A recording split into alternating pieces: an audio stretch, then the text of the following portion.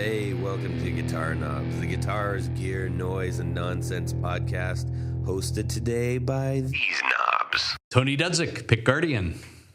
Jared Brandon Wong Pickups. And it's me, Todd Novak. Welcome, one and all. Glad to have you here. Wait a minute. On the line, we've got someone very special. Huh? My name is Zac Childs, and I work with Truetone Power Supplies, and I'm a writer for Vintage Guitar Magazine, and I'm originally from Texas, and I live in Nashville, and I'm happy to be here. Hey. Wow, that was all in one breath. That was impressive. He must be a good swimmer. I'm always told to breathe. So, yes, we have Zac on the line, and that is a result of a lot of questions coming in about power pedals, or There it pedals. is. God's sakes. That's all, I'm only 15 seconds into this. You're doing great, Todd. Thank you. I appreciate that. Yeah, so we've had a lot of questions about that. And then, myself has had questions. Of course. And Jared's had questions. We've all had questions. It's kind of a black magic a little bit. Yeah. Maybe one of the 5 magics. I have to figure out the other 4, but I know they're out there.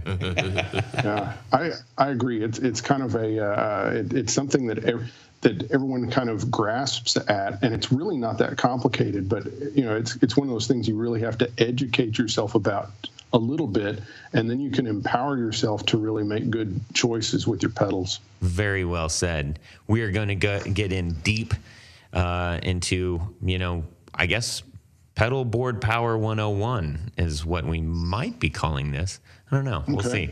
But when I first called Zac up, I said, hey, this is a deal, and let's talk to the people out there about, getting into pedal power. So if you are a master of pedal power, listen anyway. It'll be fun.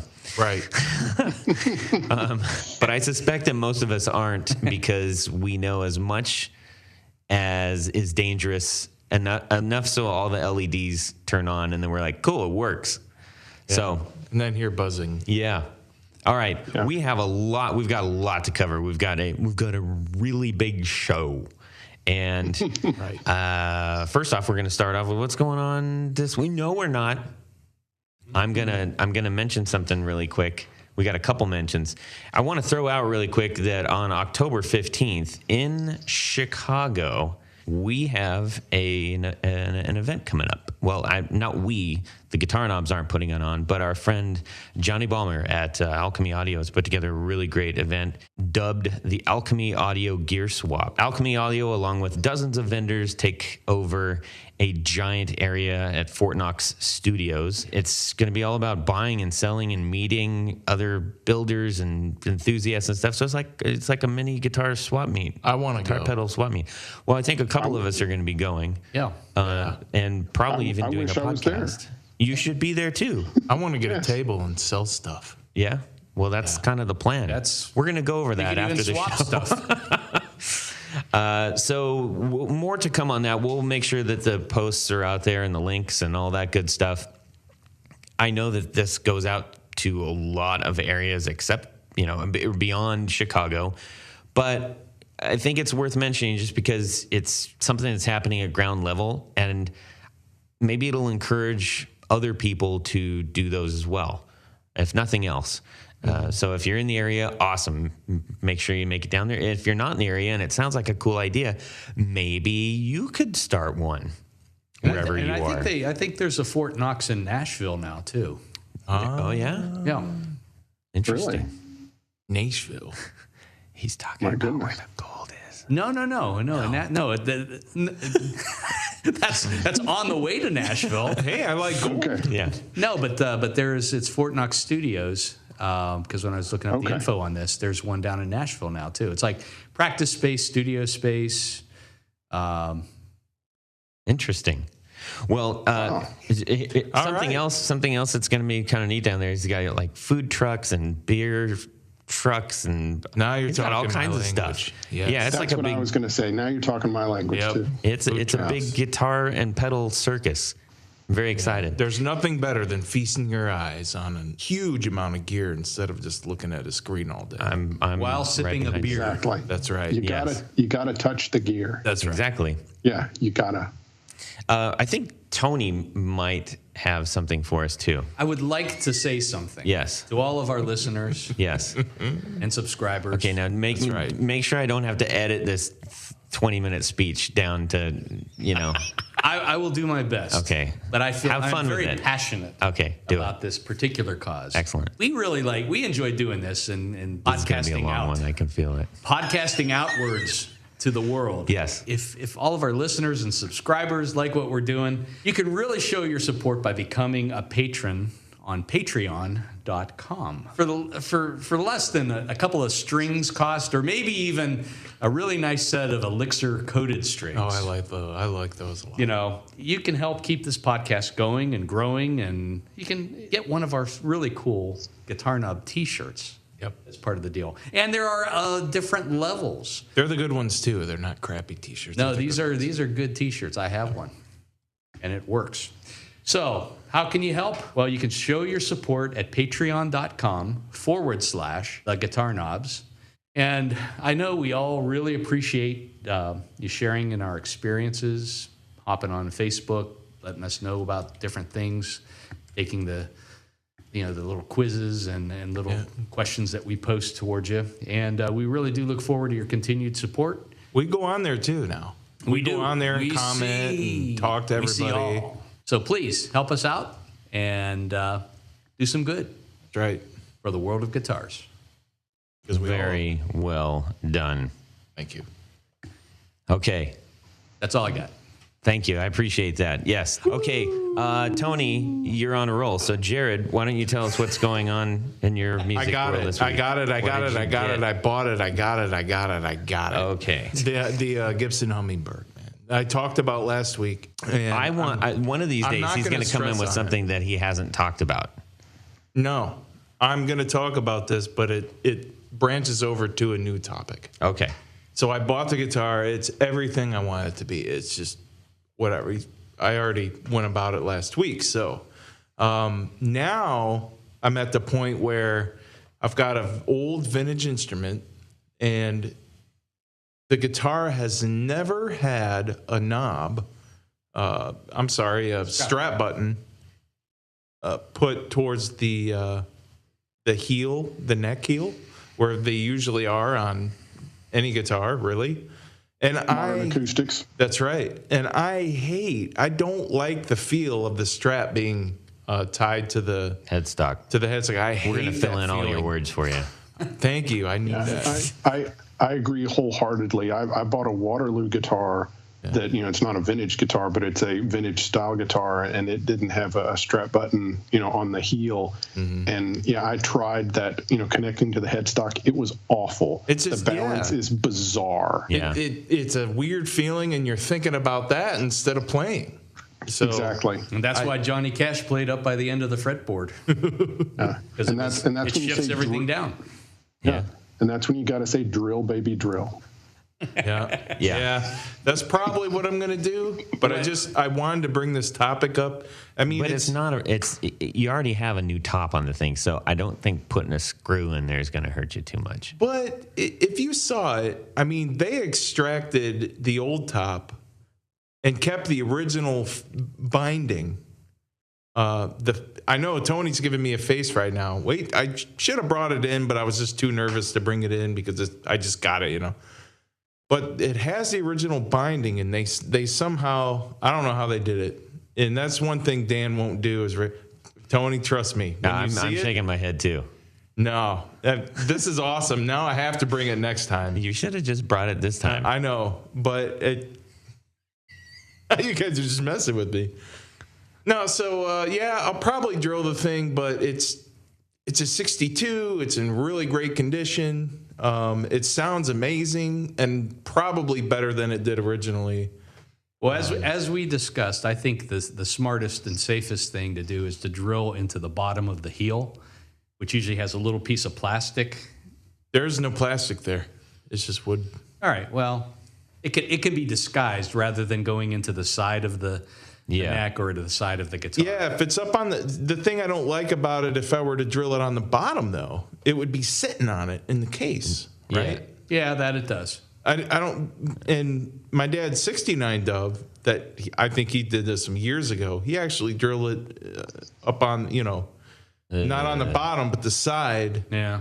In that way, and it's held up. It's never came out. It's perfectly fine. But if you ever wanted to take it off, you can't disguise it. Yeah. That's my only point. But let me ask you this: who in the world? You need a shirt that says that. Let me ask you hands this. all up. Let me ask you this. Let me ask you this. Okay. You crack up with that. Who's gonna want the guitar that you can't put a strap to, and you have to put it on? Who's going to want a guitar that has a new top on it? The guitar already has a new top on it. It's not pristine. It's obviously. I mean, I'm sure it's a fantastic guitar, but it's like at that point you can drill on that, and it's not going to hurt the value. Well, of course, I'm not worried about the value. Yeah. You could put another sound hole in it and wouldn't hurt the value. I'm going to get you back, man. You've been crapping all over my guitar. I should have brought it in. No, I'm sure it's a great piece. I know it. I mean, I knew you wouldn't go after it so wholeheartedly if it wasn't. So. Yeah, it is. We're just giving you a little grief. Yeah, I'll give you a lot of grief. I like it. I'll get you back. Yeah, I'm just surprised you bought a Chinese guitar, but yeah. So Zac, why don't you jump in here? Tell us what's going on in your music world this week. Oh, well, let's see. Of course, it's work related. We've been launching a new power supply, and this is a smaller One Spot Pro that will fit under like a pedal train Metro. Mm-hmm. It's thinner and slimmer. You can put it mounted on top of a pedal board and still put pedals on top of it because it's thin. It's isolated. So we've been kind of getting out the info on that. So it'll fit under a Metro. That's what I have. Yeah. But I have the One Spot 7, and that thing's it's pretty tall. Yeah, this one's thinner. It'll fit like the thinner Metros, like the Metro 24. Yep. Or the Nano or the Nano Plus. It will fit underneath there. And that might be the one I want. Yeah, and it's got 6 outputs. They're all isolated. A couple of them are high milliamp. You can switch between 9 or 12 and 18 on a couple of them. Mm-hmm. So yeah, I've been getting out the word. It's funny. You have to write up a press release and send it out to the guitar magazines and and try to get the word out and get the word out to your dealers and distributors and. Well, make sure you get the word out on our Facebook group. Okay. Yeah. Make sure you send something to me and I'll put it out there, or you can just post it yourself. Do whatever you want. Okay. And then otherwise, I'm a Telecaster fanatic. I love Telecasters, and one of my Telecaster friends is a guy named Red Volkart that used to play with. Yeah. And so I called up Red this week to just pick his brain on some stuff. And so it was just fun to have an excuse to talk to Red about, Telecasters, because he's one of the guys. And so, so that was a lot of fun. So that was my week. His fingers have license plates. They're so big. Yes, they are. They're you may need a passport to go from one finger to the other. I'm not sure. It's amazing. It's amazing to watch him play. And you're like, how is this happening? How is that possible? Yeah, I played with him once, and it was very humbling to play with him for about 2 hours. Oh, man. And, wow. and yeah, it was ridiculous because it's like you don't want to follow him, taking a turn on a solo, And for maybe some of the newer players or younger audience, people in the audience, or just people that aren't familiar maybe with that style of music, can you just give like a brief description of what is Red? Okay, great question. Red is a very, kind of traditional kind of honky-tonk Bakersfield Telecaster player, meaning he plays a Tele, plays a lot of Western swing, which is kind of a cross between hillbilly music and kind of swing music. Mm-hmm. Plays a lot of honky-tonk music, kind of like Merle Haggard and George Jones. he'll play the swing stuff on the neck pickup. He'll play the twangy stuff on the bridge pickup, and he does, behind the nut bends and all sorts of pedal steel bends where he's holding a couple of notes still while he has another note that's being bent. He's one of the best at kind of the country Telecaster style of playing. That's usually played. It's usually played fairly clean, usually, a black guard or an old Fender Tele through some type of clean Fender amp and with minimal effects, maybe some compression and delay. Lots of double stops. Yes. Yeah. Bending and double stops and lots of passing notes and Yeah, and he's I've never met him, but I've watched enough video. I'm like, what a character, Yes. Very funny larger than life type of person. So I would encourage you, if you aren't familiar with his playing and you want to see some real guitar magic, get on YouTube and look for Red. And can you spell his last name? Yes. His first name is Red, R-E-D-D, and then last name is Volkart, which is V-O-L-K-A-E-R-T. Yeah. And he's originally from Canada. He's a treat to watch. Absolute treat to watch. And he lives in Austin, and you can see him play in the clubs in Austin. And he's amazing, just amazing. Yeah, I'd love to go do that like right now. That'd be great. I want to go to Austin just because I heard it was weird. It is. Yeah. They're trying to keep it that way. Hey. So keep it weird. Yeah. All right. Yeah. Tony, what do you got? Well, I among other things, but this was a pleasant surprise this week. After last week's podcast, Jared gave me, sold me out. We'll see. He wanted me to try out, but I wrote back. I said, I'm keeping it. How much? So it is his take on a Charlie Christian pickup in a humbucker casing, and I'll let Jared give more of the particulars. But as I understand it, Charlie Christian pickups have a big blade, and there's magnets only on one side of that blade. Yeah. And so it only then creates a single magnetic field instead of having one on each side. One really large one. Yeah. I've got a wiki page all about that right now if you want me to read it. Wiki? I'm just kidding. He's got an expert who built him right here. Yeah. What does Wiki have to say about it? Yeah. I love the internet. Everyone's an expert because of the internet. That's right. So I had a 69 Tele thin line replica. It's the USA Custom Guitars body that actually had been routed out for one of the Lawler Charlie Christian pickups, but I think they might have made a mistake, put it in the wrong space, whatever. So I actually had to make a custom pick guard for it that covered up the big route. Long story short, all I had to do. Yeah. No problem. No. Long story longer.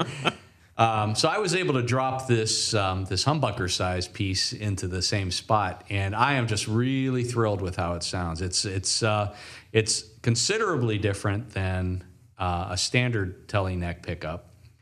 It's not quite a P90 sound, and it's kind of hard to describe. It's a pretty mellow pickup, but it's a really cool sounding, and it works really well with the bridge pickup too. Thanks. So, Jared, why don't you talk a little bit about what you did to come up with that? I think I'm the only guy who's doing this, but I tried the P90. Like everybody else build these things like P90s magnetically. So you have a magnet on both sides of the blades. Don't give away your secret sauce, though, Buster.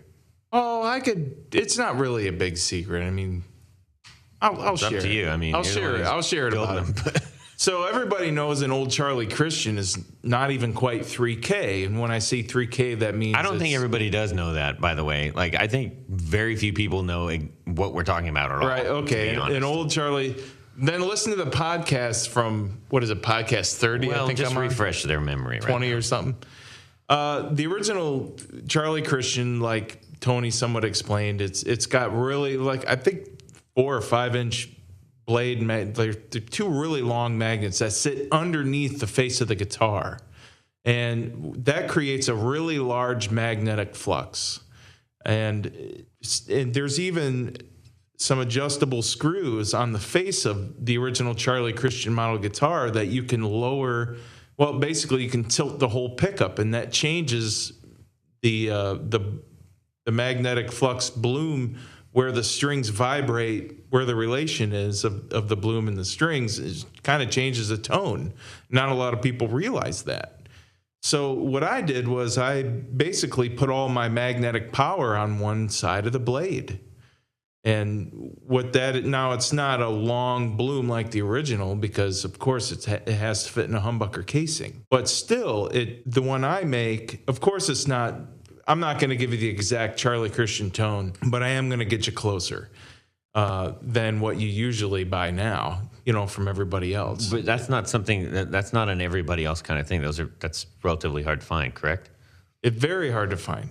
Yeah, I mean, there's just a handful of makers that are really doing true Charlie Christian style. Mine doesn't look so much like Charlie Christian, but it's going to sound closer. I think so. It's going to. Zach, have you played any Charlie Christian pickups? I've played one or two original ones. I've never played a reproduction pickup, but yeah, they're very low output and mellow and clear. They're not something you're going to overdrive the front end of an amp. I mean, you're going to have to crank and you have to get straight up amp distortion.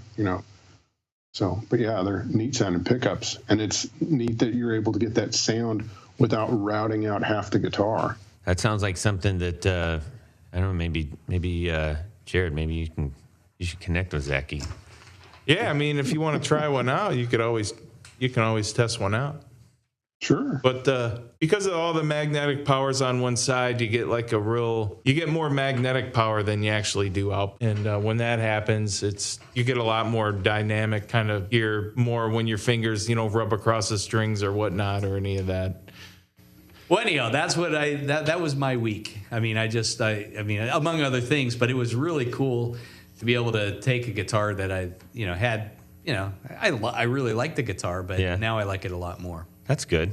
Thank you. I like that. How about you, Todd? I'd like to try one of those. We had an early episode with our friend Chris Graham, who brought in a whole mess of capos, and we had a big capo discussion, and we talked about what works, what doesn't, why, et cetera, et cetera. I have still not been super happy with the way that my capos work. I feel like I'm always getting buzzing strings, or I'm getting weird. They just they're not working for me, right? So I did one of those weird things that I didn't think I was ever going to do, quite frankly, but I bought something directly off of a Facebook ad because I saw it and I said, that looks interesting. And then I checked it out and I was like, wait a minute, this could solve all my problems. Well, some of my problems. I got a lot of problems. But, your guitar problems. Yes. It is the Greg Bennett Glider Rolling Capo. And I have it in my little hands. I've got one of those. You have one of these? Yeah, I love them. Okay, I've never seen one. I've never seen one advertised. I've never seen one anywhere. It's always the single hinge style, alligator mouth thing. Now that rubber won't screw up your finish, will it? No, and what's cool? So on the top there is a rubber roller that covers the entire fretboard. Right. On the bottom there's like an hourglass shaped roller that essentially fits whatever profile you have, neck profile, even down to a V. So this will actually work on a V neck if you happen to have an old one. And it's got two spring sides. So what that means is that you have even pressure across all of the strings, which is what the single spring things have been problematic. Now I know that there are a couple that have a clutch or distribute that power, or you can do the old kind of there's some old ones that go all the way across. Oh yeah, the real old ones. Yeah. But anyways, so it's quick release. The pin on the end comes right off, and you just stick it right on. And the cool thing is, if you watch the video, with his thumb, he's playing a chord, and then he moves it, and it rolls across the strings to the next thing. So he can you can capo all the way down with just a single push of the thumb. It's pretty cool. Yeah. And it was like $9, I think. Yeah, mine was in a case of a guitar that I bought. And sorry, it was $19. Well, that's a lot different. Yes. Tony, would you trust putting that on a vintage guitar I've with used lacquer? it. I mean, I've used it on everything. So that won't eat through the. I don't think that's It's not on there long enough. I mean, unless you leave it on there. And then silicone does that. But you bring up a good point. If you have a silicone neck hanger for your guitar, if you got like a one of those Hercules hangers and it has a silicone, that will affect your nitro finish. Yeah. Yes, it will. I mean, that's a cool capo. Yeah. It really is. So if you want to check those out, go to glidercapo.com, glidercapo.com, and you can see he's got a couple really cool videos. I mean, it convinced me, and I bought one, and I used it, and I was like, holy moly, everything's in tune. I got no buzzing. Yeah. It's easy on, easy off. And if I on a couple tunes that I'm using it with, I don't want the capo on, which is convenient if you have a clip style, because then you just clip it to your headstock. But this, you just roll it right off the back nut, and it, you don't want to leave it there too long, because that can kind of maybe mess up your strings a little bit. I don't know. Your tuning. Yeah, it's a lot of tension, so it could make you go. But it's particularly useful if you have songs that you do the traditional half step or full step up for last verse. Yeah. Exactly. You just slide them up. Yep, exactly. So that was a real cool find. I was very happy with that. I want to say one more thing. Okay. If anybody wants to try out that Charlie Christian I was talking about, BrandonWildPickups.com. That's all I got to say about that. Wow. What a sell. Very nice. Wow. All right. Yeah. Do that. Do it to it. Okay. Yeah. Hey, you know what? I know somebody who is ready to share something else with us, because it's time for 1, 2, 3, 4 on the floor. All right. It is 4 on the floor. I love this part of the show. Zach, you like pedals, don't you? I love pedals. I've been collecting pedals since the mid 1980s. Holy mackerel! I like that. Wow. Yeah, just can't get enough of them. I've collected all sorts of pedals. So okay, I'm going to take it down to 4. These are the 4 essentials, and even though I work for a pedal company, I'm not going to mention any of our pedals. These are just old favorites that I've had for many years. So first off is the Boss GE7 EQ pedal. And that's because it is amazing at just being an all-around fixer. You can use it, if you just boost the 800 just a little bit and a little bit of volume, it is the best, solo boost ever. And you can use it to fix all sorts of problems. Whenever you're playing in a room, you set your guitar and your amp as good as you can, and then you take the GE7 and you kind of fine tune it even more. It's just, to me, it's like it's under $100. You can get them modded if the one you have is noisy or something like that, or if you want to make the frequencies more guitar oriented, you can send it off to Analog Man or Exact Tone Solutions. But still, I mean, it's like for under $100, you have this amazing tool that you can use for, to really help your tone out. And, again, hard to beat. So that's number 1. Does the 7 stand for 7 band? Yes. Okay. Yeah. So the GE7, that's the Boss has made that since the early 80s, and it's still in production to this day. Mine is an old Japanese one that I had Exact Tone Solutions mod it to make it quieter. Aha. Okay, cool.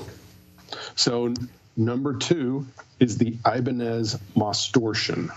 This is kind of gotten to be a bit of a Nashville pedal. Are y'all familiar with that pedal at all? I am not. Okay. It was part of the 10 series. It is a MOSFET distortion pedal that Ibanez made and released it in 1991, and was only made for about 2 or 3 years. It has your normal level and drive controls, and then it has a 3-band EQ. So it has treble, bass, and middle. And so it's kind of tube screamery, but not. It has its own feel and sound to it. To me, it was one of the best feeling pedals. It's like it just has a great feel when you play it. It's great for overdrive up to distortion. And they're on the used market. They run they've gotten to be somewhat collectible, so they probably run in the 150 to 180 range. But still, that's cheaper than a lot of the boutique overdrive pedals. But to me, just the 3-band EQ and the feel of it, it's just a great, it's a great overdrive pedal. So everybody has one down there then. It has it's gotten to be popular here, and it originally became popular because there was a guy named Leroy Parnell, and he kind of started using it in the early '90s, and then guys that played with him or toured with him, heard it, and then they started using it, and it's kind of gone on from there. So you have like Rob McNally and all sorts of guys, using it now. But it's just a neat, pedal. So that'd be number 2. Number 3 would be the Boss vibrato pedal, the VB2. Mm-hmm. I bought one of those in the mid '90s, and at that time they were like $70 or $80 used. This was before the internet. Now of course original ones go for $300 to $500, but. What? Yeah, I was shocked to actually see that because I was on the prowl for a vibrato, and I was like, wait, what? A vibrato pedal costs that much? Yeah. Yeah. Wow. But it sounds amazing. I mean, it is so good for like adding like diamonds or something else to a track where the part will kind of fit, but yet kind of stick out some. Because you can just have it where it has a gentle warble, and it has a really neat function called unlatch, to where the effect only comes on when you press the pedal down. Oh, so a momentary. Yes. And it's got a rise knob, so you can control how fast it goes to the speed that you've set on it. So it starts at 0 and speeds up to the speed that you've set it to. And so you can be playing, and you can just hit a certain part and mash down on the pedal, and all of a sudden that warble comes in and then goes away as soon as you take your foot off. Nice. So that's a pedal that Boss put out in the early 80s and only made it for a year or two, and then they've reissued it recently, and I think it's somewhere around $200. Wow. So that would be number 3. And then number 4 for me would be the Boss DD2, and that's their first digital delay pedal that they came out with. It doesn't have tap tempo. It doesn't have any of that other stuff. It just has a great repeat that sits well, when you're playing. It just sounds and feels good. And again, this is a pedal that costs maybe $100 to $150 tops. And it's hard to beat its repeat and its sound. And the DD2 is different than the DD3 in that it has a big delay chip in it that was also used in their rack mount SDD 3000 unit from the early 80s. And so this chip is about the width of a Boss pedal. It's a big delay chip. Wow. And it just has a very natural sound. It sounds less digital, if that makes sense. It sounds it's clear and has a little bit of warmth. It's not I also have a Boss DM2, which is the analog pedal from that same time period. It's very thuddy sounding, which sometimes you want that. Sometimes you want thuddy, but the DD2, is just it's probably it's an amazing sounding delay pedal that's $100 to $150. You find them all the time on Reverb. So those are my 4. So I have a question about the DD2. Yeah. If that's the first one, why didn't they just call it the DD1? I don't know why, but they never started with, except for the CE1 chorus. Yeah. They didn't really use the 1 number. They I don't know what it was. And the OD1. Yeah. But on the delay pedals, they I guess they did make a DM1. I forgot about that. They made that was the same size as a CE1, the big cast aluminum frame. They did make so I don't know why they didn't make a DD1. Maybe they did, but the next version is the version they wanted to release and say, well, this is it. I don't know. Yeah. So but Wow, that's DD2. Almost a solid boss selection there.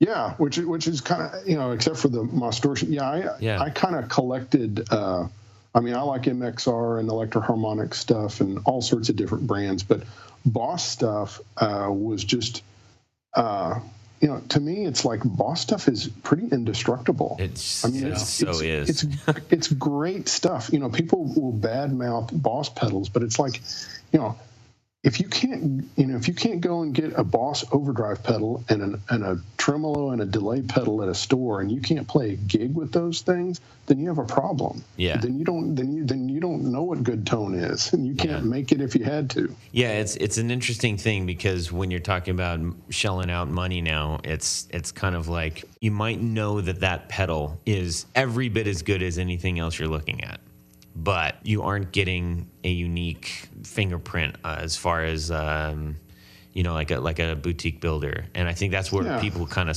struggle. Like, I'm getting a thing that I can get anywhere, as opposed to getting something that I can only get from this one person or something like that. The whole boutique business, I mean, it's fantastic. And I'm glad that there's so many options, because in the past there weren't that many options. And in the 80s, it was kind of like you had Boss and Ibanez, and there really wasn't much else. So the boutique, overdrives and all those things, I think those are great. And if you want to play those, just use your ears. If you like the sound of it, use it. But I'm just saying, as far as my comment about Boss, was just the fact that here's a pedal line that's everywhere, and if you can't get a good tone out of it, you might like the boutique. You might like your Zen Drive or your, whatever else, or your Klon copy or whatever. You might love that. That's great. Use it and make music with it. But I'm just saying the Boss stuff is sure, kind of a standard. I mean, you'd be hard pressed to find somebody that doesn't have a Boss pedal on their board in some way. And the other big bonus there is that if you are doing a lot of gigging with pedals and one goes out, those are exactly, you can get them anywhere. So yeah, cool, man. That sounds like a pretty solid board. I like it. I'd probably add like a tremulator or something like that, so I'd have tremolo too, depending on if the amp had tremolo or not. So, right. But yeah, excellent. That'd cover it. Awesome. Yeah. Well, thank you for sharing that. We will have that out on the Four on the Floor blog post so that everybody can check them out, and there will be clickable links as per usual. And if you haven't seen the Four on the Floor blog, go to our website, theguitarknobs.com, and look under the blog, and you'll see all of our previous guests and their Four on the Floor selections. Yes, I sound like I don't know what I'm selling. I'm not really selling anything. I stand nothing to gain. I need to turn that around. Everything that I am doing, I should stand to gain from, I suppose. Okay, let's get on with this, shall we, gentlemen? Yes. Yep. Power. Yes. Power. Yes, power. We have Zac from Truetone, who makes some fine power for your pedal board. Power things, instruments. What are they? Devices, power devices. Power supplies. Power supplies. And the reason that we called him up is because I was struggling with finding the right power supply myself, and I stumbled on a video that did the best job of explaining all the questions that I had, and ultimately led me to purchasing one of the products. And I said, you know what? We should share this with the rest of the audience, and actually talk to the guys who know this inside and out. So what we're going to do is we're going to go over pedalboard power 101. Zac is going to go over as much as he can with us in the short amount of time that we have him. I'm sure you've had this general discussion, several times explaining power, but I was thrilled when I asked you. You're like, yes, let's talk about it. Well, I'm glad you asked, because this is something that I wish people knew, because this is something people call us about all the time, which we are happy to answer. But I would love to be able to just kind of equip people better so that they can kind of empower themselves to make good decisions. If I am just now approaching, like maybe I've had a couple pedals, I've had them like daisy chained maybe together, or maybe I was just using batteries. And if I wanted to take a next step, let's say I got a couple more pedals and I was like, all right, I'm getting into, I want to do a pedal board, and I go get a Metro, just going to get a regular small power board, or pedal board. So I'm not using, I'm not trying to power 12 pedals or anything like that. I'm setting up a smaller board. What are some of the things that I have that I should be thinking about, even, before I pull the trigger on a power supply? So the first, thing you have to look at is you have to look at voltage. So it's like AC, alternating current, which is kind of what comes out of the wall, or DC, off a battery most of the time. And then you also have to deal with voltage level. So is it 9 volts? Is it 12 volts? Is it 15 volts? Is it 24?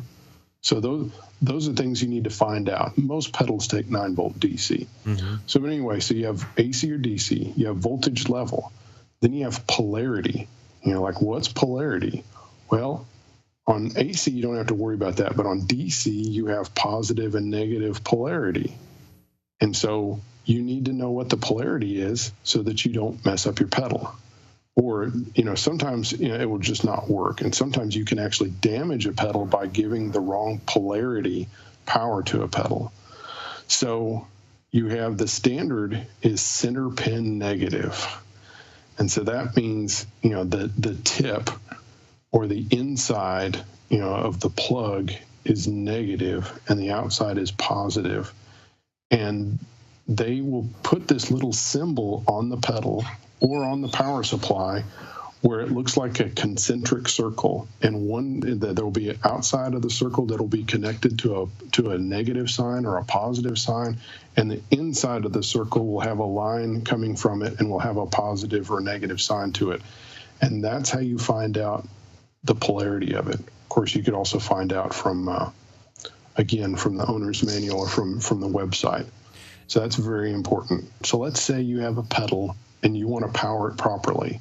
Most pedals are 9 volt DC and center pin negative. That's kind of the standard. That's what Boss pedals, Ibanez, most boutique pedals, they're at that voltage level. Mm-hmm. So if you're putting together a couple analog pedals, non-digital pedals, mm-hmm. Then you can use a daisy chain. And you could use something like the One Spot or the Powerall or some other type of power supply, on a daisy chain to power it. Mm-hmm. If you have a digital pedal in there and it has tap tempo, and especially if you were talking about an Eventide pedal or a Strymon pedal, right, then you have to have what's called isolated ground. Mm-hmm. You have to have an isolated power supply, because otherwise you will get a lot of extraneous noise. So you will get weird hissing that's usually and clicking that's usually to the tempo of the tremolo or delay or whatever digital device that you have. Mm-hmm. And so to eliminate that noise, you have to have what's called isolated grounds, which means you're going to have to go to a brick type power supply. Mm-hmm. And even if it's a brick type power supply, that doesn't mean it's isolated. There's things like, the MXR DC brick is not isolated. Mm-hmm. But then if you move up to their ISO brick, it is isolated, mm-hmm. hence the ISO name.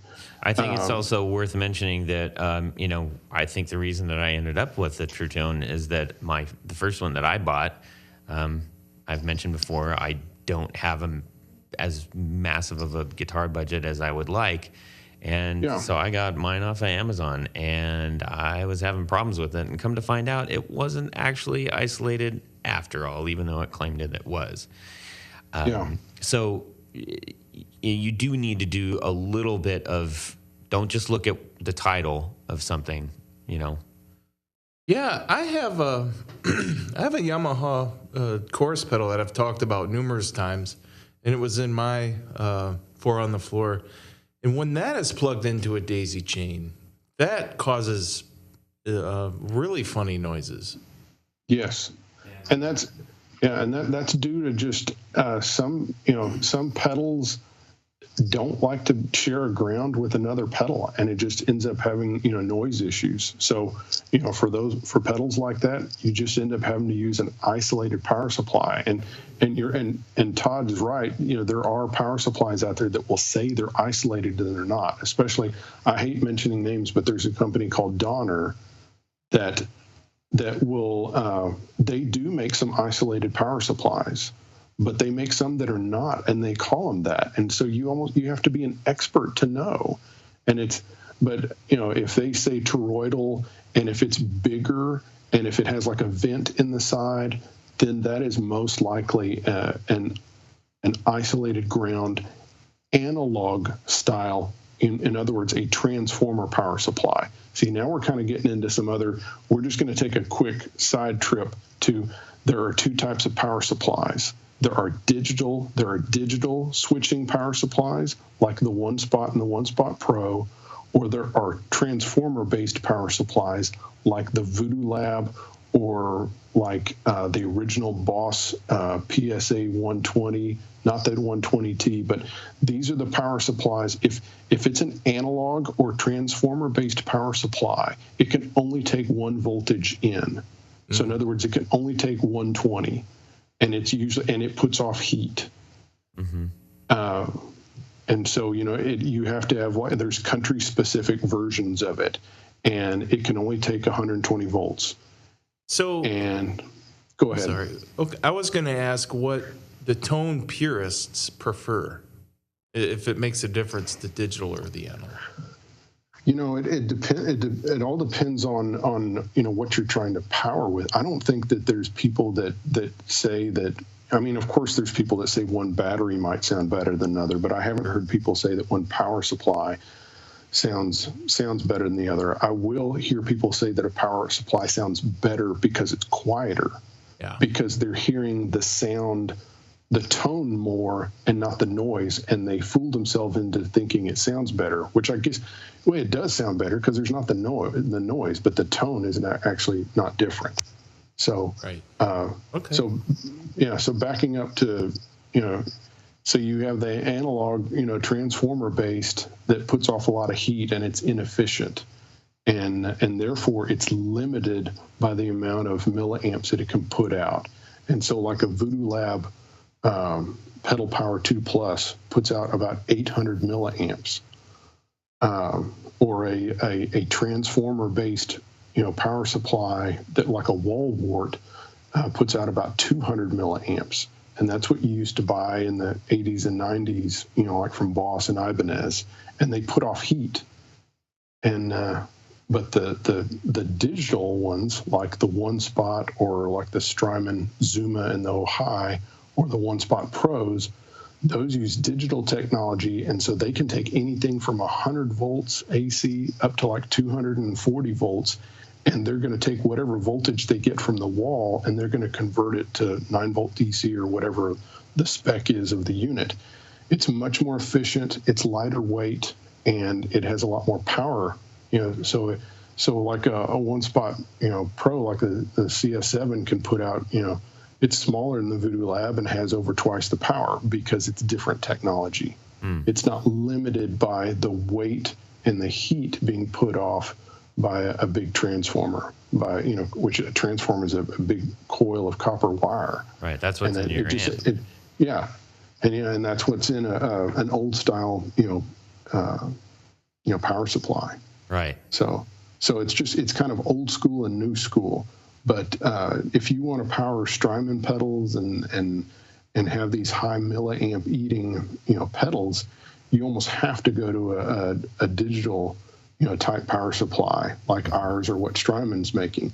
If you try to go the Voodoo Lab route, you end up having to go with something like the Mondo, which is this huge thing that has a fan in it. And the reason they have to put the fan in it is because it's putting off so much heat. Yeah. I got a couple questions that I'm going to throw at you, and maybe we'll help get into some more info here. When I got my One Spot, I looked on the back. First of all, it is super helpful because all the voltages are written right there, but more information is there. So like you have the ability to actually run all of your outputs on, at least on the 7, run them all at 9 volt, or select which ones you want to run at 18 or 12. You can select. There's one on it that is 18 volt only, and then the others they're switchable between 9 or 12. Right. So that's the way it is. Yeah. Now, that's the way. Based on that, okay, I'm going to be the guy. I know nothing about electronics and all the stuff that could potentially hurt me or ruin my stuff. I'm thinking that, well, surely 9 volt is good, but shouldn't 18 be better? So meaning, do I benefit by plugging a 9-volt into an 18, or will that actually really cause some damage? Okay, that is an amazingly great question. Oh, yeah! And here's why. Most pedals can only take what they're specified for to take. So let's say you have a pedal and the manufacturer states 9-volt DC. Most of the time, that's all it can take, unless the manufacturer has designed it to where it can take more voltage than that. Mm-hmm. So if you take a 9-volt Strymon pedal and you plug it into 18 volts, it will not work, or it will damage it. Mm. So if you over voltage a pedal, so if it's supposed to get 9 volts and you give it 18 volts, you will damage it. Unless the manufacturer designed it to where there are certain full tone pedals and there's some other pedals out there that are designed to where they can take anything from 9 to 18 volts. And usually what you gain from the higher voltage is more headroom. And usually this is done with boost pedals or maybe certain EQ pedals. But most, especially digital pedals. I mean, if a digital pedal is supposed to get 9 volts, that's it. You've got to give it 9 volts. If you give it 18 volts, if it has a protection circuit, it just won't work. If it doesn't, you will damage and ruin your pedal, and they will not cover it under warranty, because they will say it was your, blasted mistake that you plugged it into the wrong output. Right. So that's a great question. The other thing I'm going to add in real quick is, you can over voltage a pedal. You cannot over milliamp a pedal.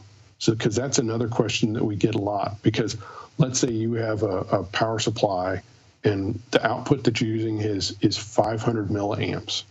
And let's say you have an overdrive pedal that the draw is 5 milliamps. Mm-hmm. And you're like, well, am I going to hurt my pedal because it's 500 milliamp output and I only need 5 milliamps? Right. Well, it's like, no, it's only going to use the power it needs as far as milliamps.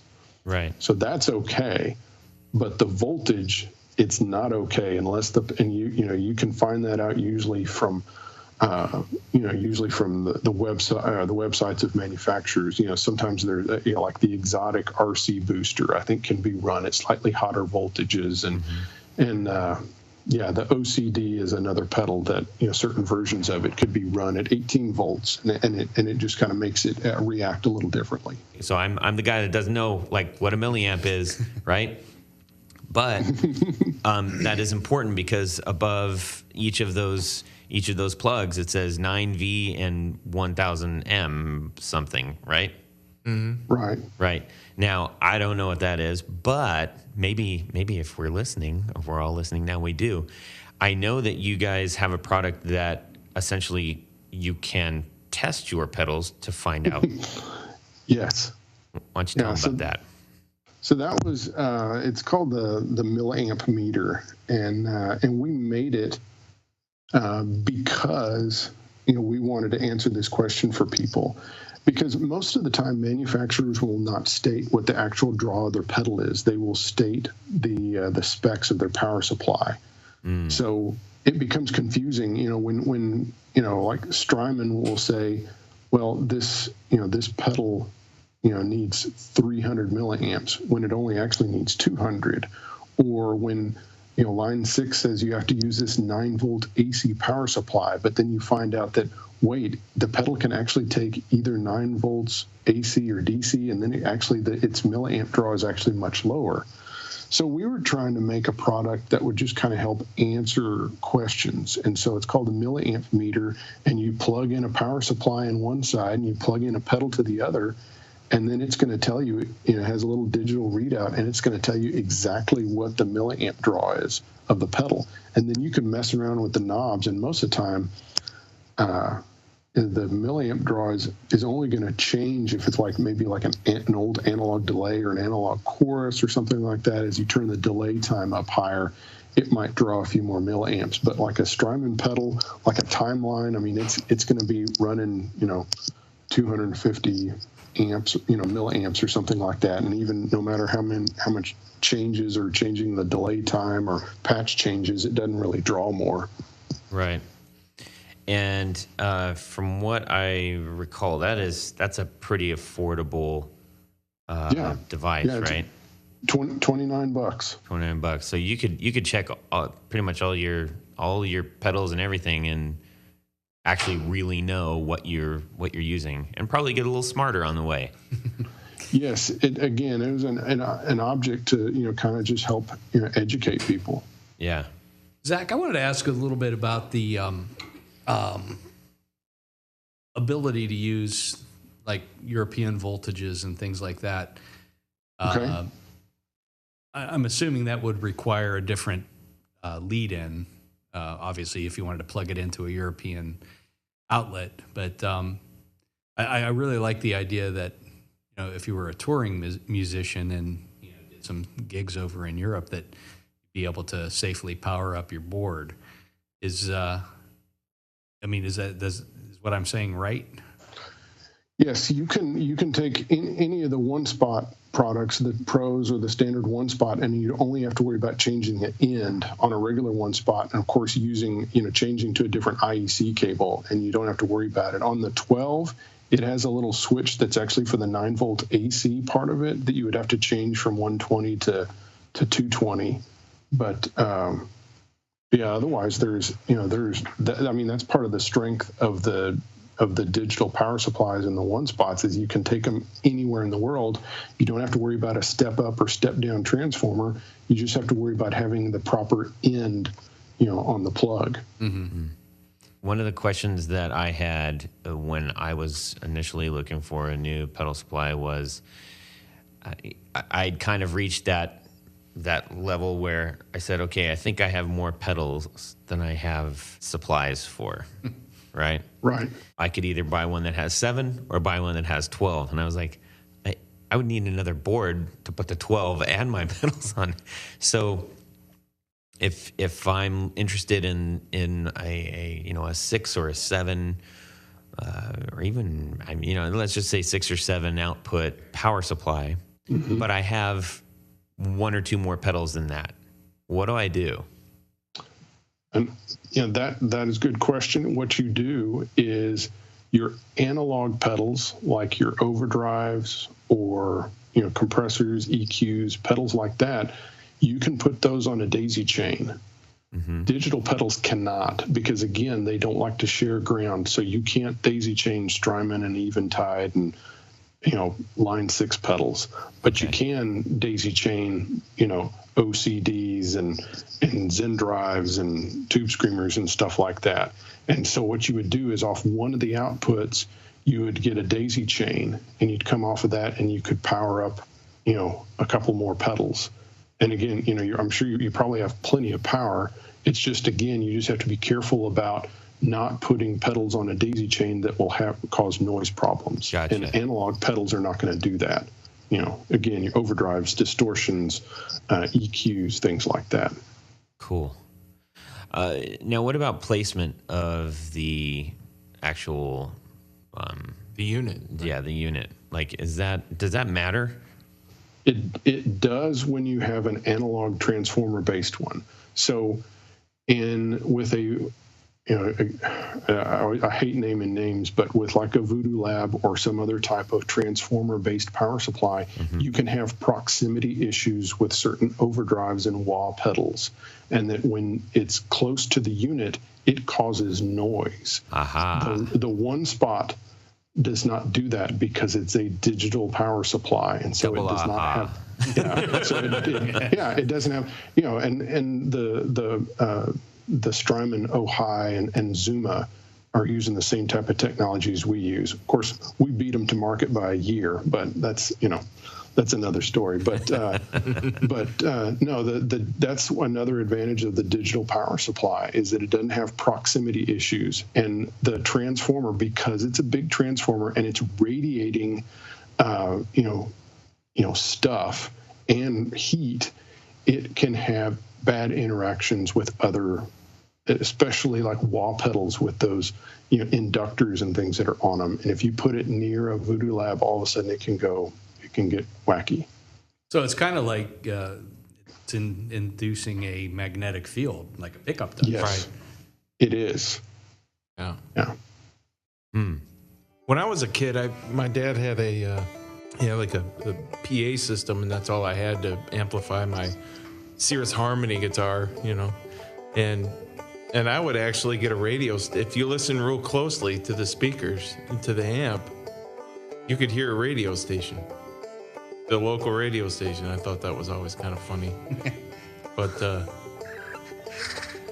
I'm gonna put in some like old timey banjo music right there, I think.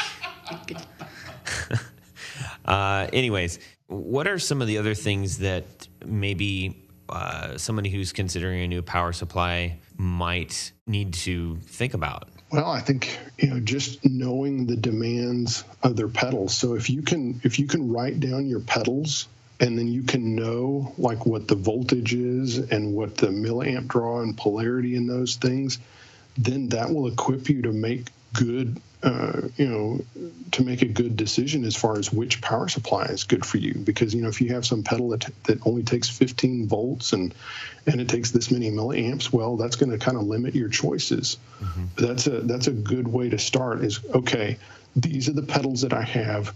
This is the power and and milliamp and polarity and voltage of each one of the pedals.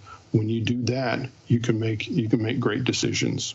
Do buffers or any other kind of pedal in particular? I know we mentioned digital pedals. We mentioned like wah pedals and stuff. Like, is there any other kind of pedal that you should be aware of before you just go plugging them into a power supply? Yeah, digital pedals, don't put them on daisy chains. Don't even think about it. Don't even think about getting a non-isolated power supply if you're going to use digital pedals, because you're going to have noise issues. If you're using analog pedals, you can daisy chain and you can be fine, and there's not an issue. Can we just touch on that? I just want to expand on that a little bit. So if I'm new to the pedal game, how do I know if it's a digital pedal or an analog pedal? Well, most overdrives and distortions and wah pedals and such, most, not all, are analog. And usually, they can be powered by a battery, and they will indicate that they are analog. Digital pedals will usually state that they're digital, or pretty much any, and will state that it has a big milliamp draw. An analog pedal will have a milliamp draw between like 3 and maybe 30 milliamps. Okay. A digital pedal will have milliamp draw of at least 80 to sometimes 400 or 500 milliamps. Wow, that's a huge difference. So the larger number causes the noise, and it kind of breaks through. It doesn't cause the noise. It's just that's what the pedal needs because of the circuitry. And it's just because you have a digital pedal and a digital power supply, there starts being strange things. So you could put like a Strymon pedal on, but the problem is that it couldn't produce enough milliamps. But let's say you had an analog wall wart, like an old Boss PSA 120 from the 80s or 90s. It only has 200 milliamps, but you could probably run a Strymon pedal off of that, and it wouldn't make a bunch of noise because it's analog. But when you have a digital power supply and a digital pedal, you need to have isolated grounds to prevent there being an interaction between the power supply itself and the pedal, the digital pedal. Okay. Got it. I can't remember on the specs on the Pro, but do you have the ability on some of your 9-volt outputs to reduce the voltage to make it more like a dying battery or brown out the unit? Yes, there's one on the CS12. There's one output that you have to hit the dip switch underneath it, and it turns on this little mini toggle, and you can run it all the way down to 4 volts. And that's the purpose of it, is that and that's something that Voodoo Lab did many years ago on the pedal power, was they put a sag control, and it's basically the same type of idea, to where you can kind of starve the pedal some and make it act a little differently. And that's only for for analog pedals. You can't starve a digital pedal. So anyway, that's a great point, because there are products out there that, like, we mentioned Johnny Balmer and Alchemy Audio. I mean, one of the things that he's kind of famous for is this thing called the dead bat. And if you don't know that and you plug them into your digital pedals, you'd be like, this thing sucks. Yeah, because it's not supposed to work with that. Yeah. So now how about, okay, so if I have these all plugged in and I know that your actual product comes with a great supply of cables, and they're color coded, and they've got, by length and everything, so it's great. Let's say I have to replace those or add some new ones or what have you. How much does the actual cable that goes from your power supply to your pedal matter? As long, it can be very long. The only thing you have to worry about is there is capacitance. And so if you had a cable that was like super, super long, like we're talking about, like, I don't know, like if you had a DC cable that was 80 feet long, it would probably drop the voltage down some from 9 volts. It'd probably be closer to 8.5 or something like that. But otherwise, the length does not matter. And it's just as long as it's copper wire and passing signal, then, it doesn't have a short in it, then it should be fine. Okay, so the reason I'm asking that is because I think another one of the magics, the dark magics, is understanding cables and capacitance and all that business. And I think you can get tripped up on that, and especially if you like, I just spent some money on a great power supply, and for whatever reason, you left them at a gig, or your friend stole them, or whatever, and you have to replace some of these or add some new ones. It's kind of like, do you put really cheap tires on an expensive car? Does it matter? Because you can get really overcharged for some of that, and it may not even have any significance at all. Yeah. I would say you just don't want to get something that is flimsy, as far as, you just want to have something that has some robustness to it. Obviously, it can't be overly thick, because then it would be hard to kind of weave around on your pedal board. Right. But you just wouldn't want to get something that was paper thin. But I don't want to go into the voodoo of power cables, because that gets into a whole nother thing. It sure does. Rabbit hole. Yeah, We won't do that. So I would say just make sure that your power cables are, of enough, thickness to where it's not like it could easily get kinked and lose connection, and all of a sudden your pedal wouldn't be powered. That's a good point. Well, I got one more random question. If you have a pedal with a battery in it, like you got a Boss pedal and you got the little battery in there, or most pedals have batteries, but a lot of them don't now. A lot of the boutique ones just skip that altogether because they know that fewer people actually use the batteries. What is my pedal drawing from? Is it drawing from the battery, or is it drawing from the power supply? The pedals are designed in a way in such that as soon as the DC jack is plugged in, it is not drawing anything from the battery. Okay. But yet, if you have a battery in it, and as soon as the DC plug is pulled out, it will draw from the battery. Got it. Yeah. So that's what a lot of people in the old days.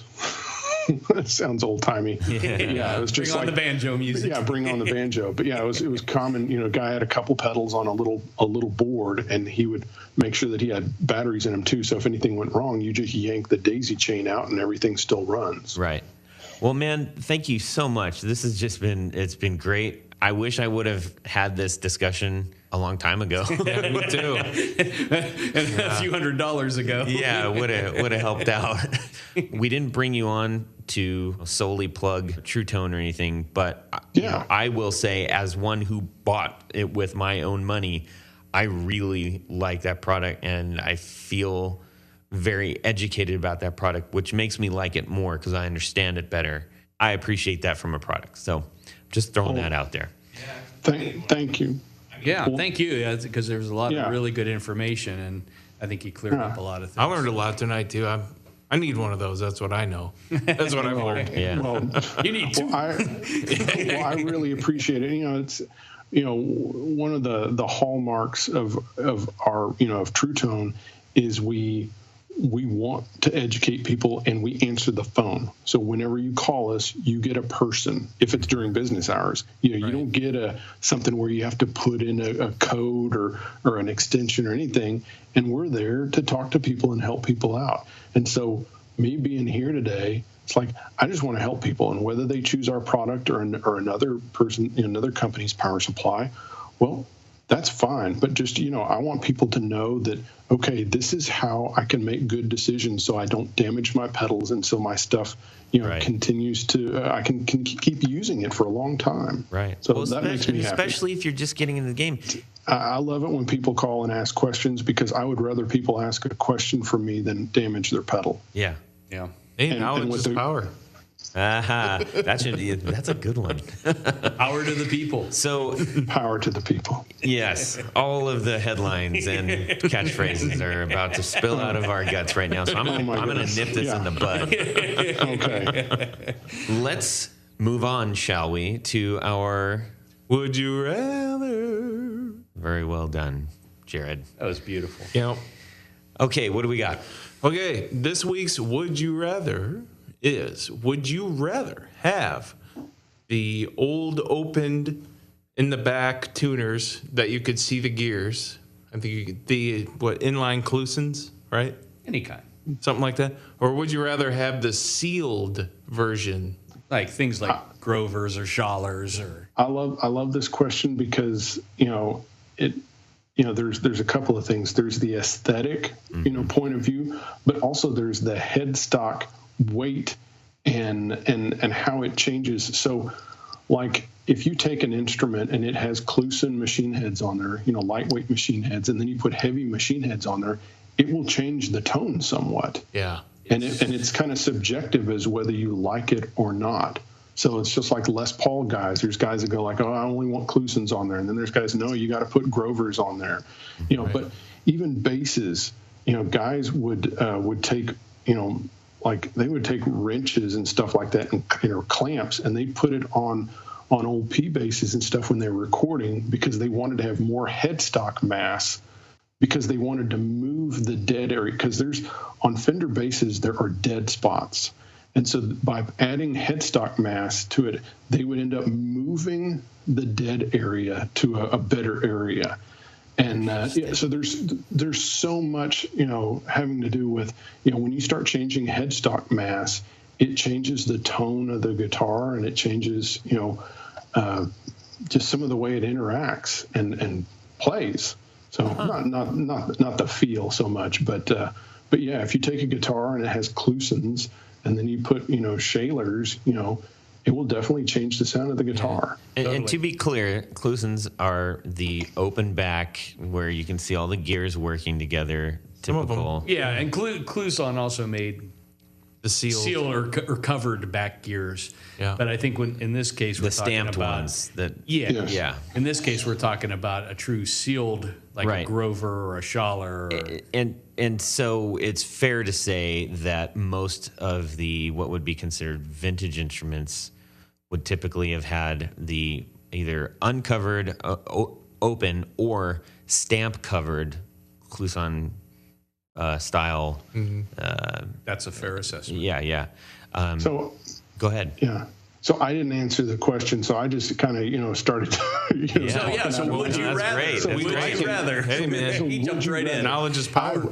I will usually rather have the old style open back tuners, because I like them. I feel like it has a little bit more of an open sound, a little more harmonic, less fundamental. And I know that's kind of getting esoteric and out there, but I just, I feel like it's the right sound on an old telly. I feel like it's the right sound on an old acoustic. To me, it's like you kind of get in trouble when you start putting too much weight, on the end of a guitar. Yeah. Okay. Solid. Tony. All right. Well, since I am a product of the 80s in the era of brass nuts, sealed tuning machines, brass, Locking tuners. all things must be brass. Shower. I mean, I really did discover just through trial and error that while the solution to tuning problems back in the 80s and 90s was, well, you need to change out those tuners. The reality of it is most of the time it was the nut that was grabbing the string Yes. or whatever. Yes. But the more that I played guitars that had either open geared or like a Cluzon style, I just noticed a difference in frequency response, really. So, I mean, there was a period of time where I took things that had, Grovers or Schallers, whatever on it, sealed tuners, and changed out and put, a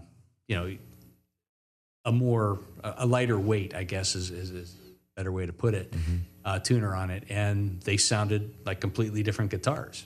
Interesting. I wouldn't have put those things together like in my head. Well, one day it clicked. Yeah. And now there are some companies, I think Schaller makes some, and probably a few others that are shifted over to making really lightweight sealed tuners. And that lower mass seems to have a similar frequency effect as some of the lighter weight stamp tuners. Right. So my preference, if I don't have one of those, expensive lightweight tuners, is I'll take open backs or covered Cluzons any day of the week. Okay.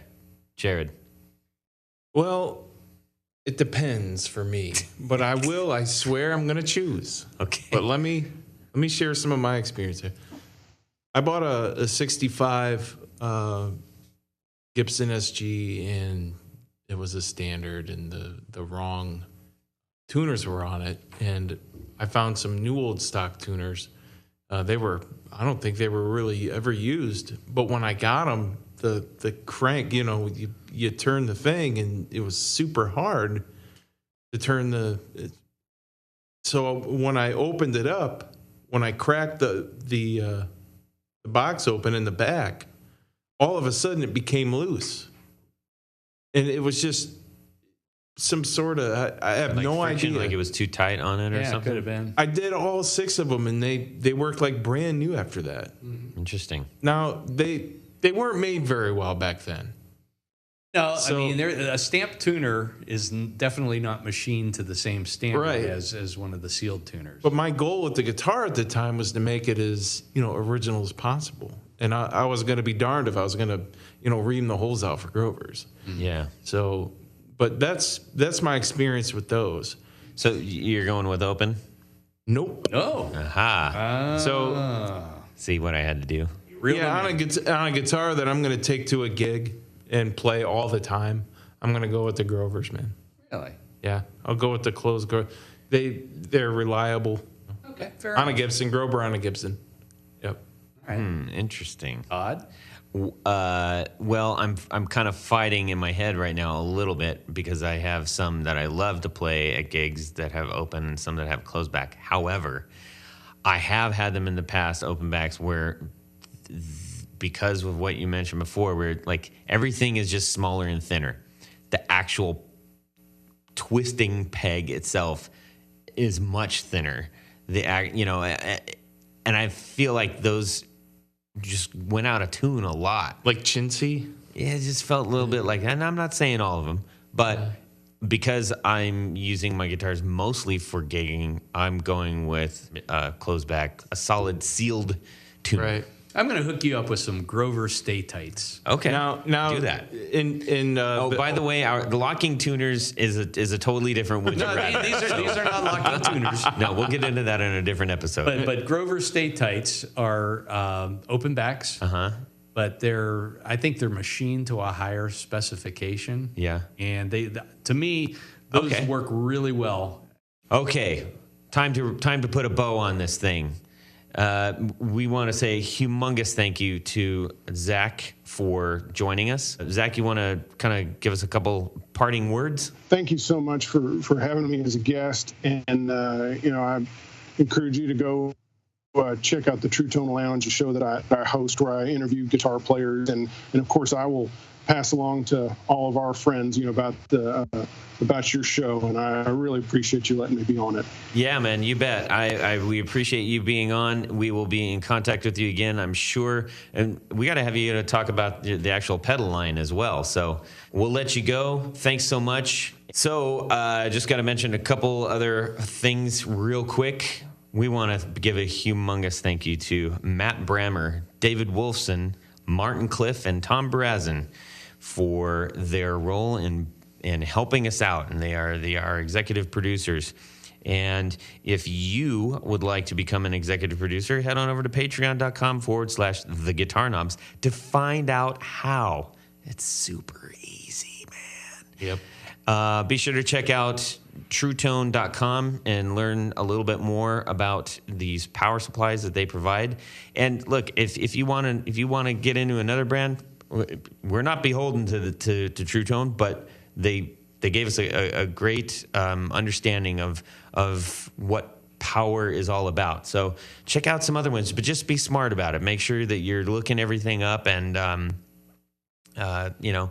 making the right decisions for your power needs. Your ears will thank you. Yes. Right now we need some pizza, so subscribe! Yeah. Yeah. Nice. Keep that in. Sorry. Hey, Horton, anything else you got to add to the mix here? Yeah, you better edit that. Well, that's it for these knobs. Please visit our Patreon page at patreon.com/theguitarknobs. Visit our website at theguitarknobs.com for all of our past episodes, 4 on the Floor blog, and other good stuff. You can connect with us on social too at our Facebook page and share your gear and stories on our Facebook group. Also, be sure to check out our Instagram at Guitar Knobs. Catch you next time.